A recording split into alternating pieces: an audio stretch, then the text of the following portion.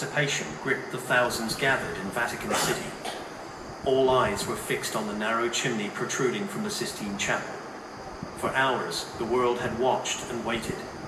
Then, with no announcement, only smoke, the message was clear. A white plume rose into the sky, curling upward in the fading light. The cardinals had decided. A new pope had been chosen. Moments later, the great bells of St. Peter's rang out, their sound cascading over the rooftops of Rome like a wave of revelation. And soon after, a figure stepped onto the balcony, clothed in white, hands steady, eyes calm. The name that followed took many by surprise. Robert Francis Prevost, an American, a missionary, a scholar, a man little known to the general public, but deeply respected within the church. From that moment on, he would be called Leo XIV.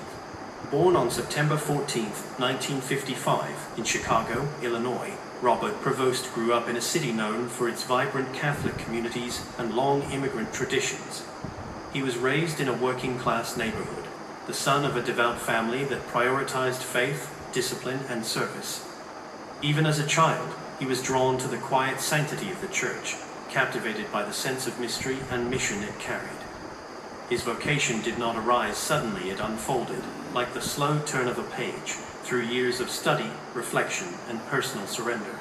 After joining the Augustinian order, a path dedicated to communal life and teaching, Prevost pursued higher theological education in Rome. But it was in Peru, far from the comfort of academic halls and familiar streets, that his pastoral identity was shaped. He spent decades living among the poor and the marginalized, serving as a missionary in a region marked by both spiritual hunger and economic hardship. In the dusty towns of northern Peru, he did not just preach the gospel, he lived it. He taught, healed, listened, and led. His fluency in Spanish and deep cultural sensitivity allowed him to build lasting trust within communities often overlooked by the institutional church. Over time, Prevost rose quietly through the ranks, known more for his integrity than ambition. In 2014, he was appointed Bishop of Chiclayo, a diocese in northern Peru. There, he became known not for lofty pronouncements, but for walking alongside his people visiting parishes by foot, sitting with grieving families, advocating for the poor. His leadership was marked by humility, but also by courage. He was unafraid to confront corruption or speak plainly when truth was needed. In 2023, Pope Francis recognized his gift for leadership and theological balance, calling him back to Rome to serve as prefect of the dicastery for bishops, one of the most influential positions in the Vatican. As head of the office responsible for choosing bishops around the world, Prevost became a gatekeeper of pastoral integrity. His decisions often reflected a preference for shepherds who were close to their people, spiritually grounded, and doctrinally sound, not political figures, but servants. Still, despite this powerful role, Prevost kept a remarkably low profile. He rarely gave interviews and was seldom in the media spotlight. His strength lay in quiet discernment and a deep prayer life, qualities that stood out even more as the Church entered a time of transition after the death of Pope Francis. When the conclave began, his name was not among the most frequently mentioned by journalists.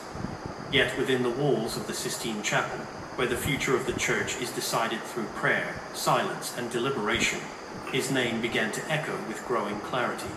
For many cardinals, Prevost represented continuity without rigidity, someone who could uphold the reforms of Pope Francis, while restoring a sense of spiritual depth and moral clarity to the papacy. His American background was less important than his global experience. He had lived far from centers of power and had served where faith is tested not by debate, but by poverty, injustice, and spiritual despair. When he emerged on the balcony of St. Peter's, there was a moment of collective awe. Leo XIV, a name that had not been used in centuries. The choice was not accidental. The last pope to bear that name, Leo XIII, was a reformer and philosopher, a man who sought to bridge tradition and modernity, who defended the rights of workers while calling the Church to intellectual renewal. In choosing the name Leo XIV, Prevost signaled a desire to continue that same spirit. Fidelity to doctrine, openness to dialogue, and a deep care for the human soul. From his first words, it was clear that this would be a papacy shaped less by spectacle and more by substance. He did not begin with bold declarations. Instead, he asked for prayers. He bowed. And in that moment, the crowds did not see a ruler, they saw a shepherd. A man who had spent his life in service, now called to serve in the greatest role of all.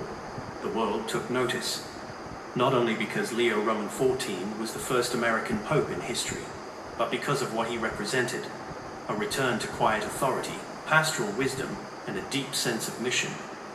For many Catholics, especially in regions where faith is growing and communities face serious challenges, his election was not just symbolic, it was providential. A pope from the Americas who understood the pain of the margins, the importance of listening, and the quiet strength of holiness. And yet, for all the headlines and historic firsts, Leo XIV remains deeply grounded. He has spoken of the papacy not as a throne, but as a cross. Not as power, but as responsibility. His vision for the Church is rooted in Scripture, forged in the crucible of missionary life, and refined by years of discernment in the heart of the Vatican. The journey ahead will not be easy, but in the eyes of many, the Church has found a leader who will walk it faithfully step by step, with prayer, patience,